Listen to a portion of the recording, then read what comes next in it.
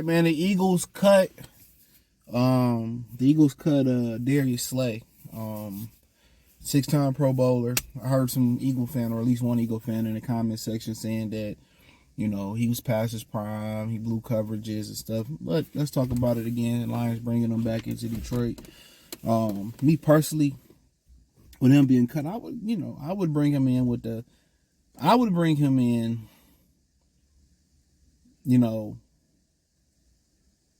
let's say this. Let's say I drafted another corner, just hypothetically. I would sign Slay. I would feel comfortable with Slay, that young corner, and Rackstraw all competing for a starting position. Rackstraw, Slay, and with the rookie. I'd be fine with them competing in that scenario. Another scenario, if I brought back Carlton Davis, would I bring back Darius Slay? In a way, it depends on what Slay looking for. If he's coming trying to start, my thing would be, the thing about it is Amik is probably going to be the nickel again. Carlton on the outside, Tyrion near, and then really Rackstraw being the fourth and Vidor. So, I really think it defeats the purpose with Carlton Davis. But if I wanted to stand pat, Darius Slay, Rackstraw, Arnold, Amik, Vidor, in that situation, it would make some sense. I would save some money. That capital I'm saving by not drafting somebody and saving in cash, because you're not going to give them a big deal, I would put that into the front line, which I'm going to talk about this Sherman dude from Texas A&M. I'll put that money into my front line. I would invest into the front line. So, in those different scenarios, yeah. I'm not, he said Detroit is second home. He was just on the St. Brown podcast. They had some back and forth and, about, the Eagles and Lions, won the Super Bowl. He want to play at least one more year. That will buy you some time with that Rackstraw to get his feet wet. But, him coming in as a starting corner with Arnold and Rackstraw and the Meek and all them, that's fine. But with that money that you saving on Darius Slay, it got to go into that front seven. It got to go into, I don't know who it is. You hear things with the Lions should avoid Matt Judon. I'm fine with that. Or, should go in there getting Nick Joey Bosa, or should go in and getting Josh Sweat, or should go into getting Myles Garrett, which I seen another Cleveland Brown profile said the Lions did reach out for Myles Garrett. That'd be 2 times. They reached out to him at the trade deadline last year. They reached out to him just not too long ago. So, for the most part, so they trying.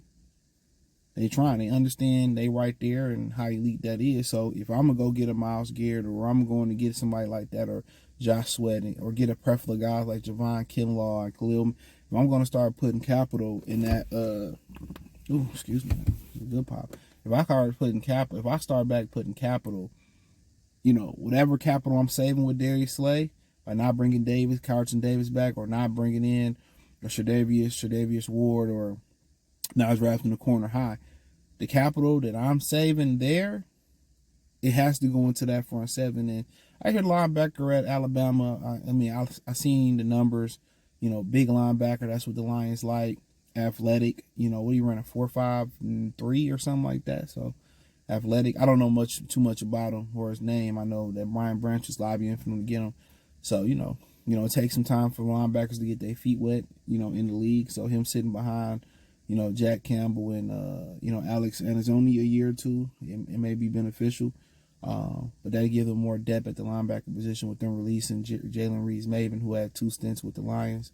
You're going to lose him on special teams, but you use that new linebacker guy from Alabama. You use him on special teams. So that what you would pick up. And then, obviously, at Alabama, they bred to come in and step in and play well. So, yeah, that's the whole thing about Darius Slay, saving money and capital temporarily. And you got answers. Like I said, Vidor stepped in and played. I know a lot of y'all hate Vidor, but let's be real. He's been consistent, and getting better, and then you sit there and you talk about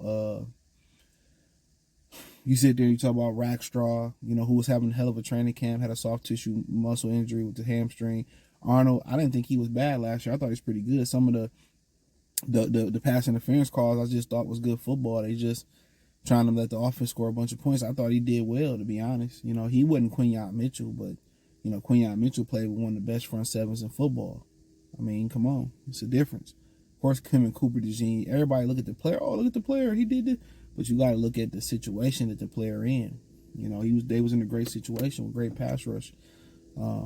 So yeah, you know, they got some good answers. And Meek, I mean, he did played well on the outside, played well on the inside, seemed to be a better outside corner. So BB can jump into the nickel anytime and help you out. So yeah, they can, they can, just say, you know what, to bring Darius Slay back in, he can hold it down. Him and Rackstraw can hold it down.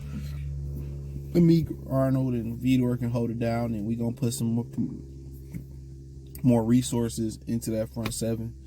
And that's what they can do. And, obviously, where there be some subtractions in that front seven is a great question. That's what you got to ask yourself. Will there be some subtractions? Will they still continue to invest in Broderick Martin? Will they continue to move on with Levi Onwuzurike?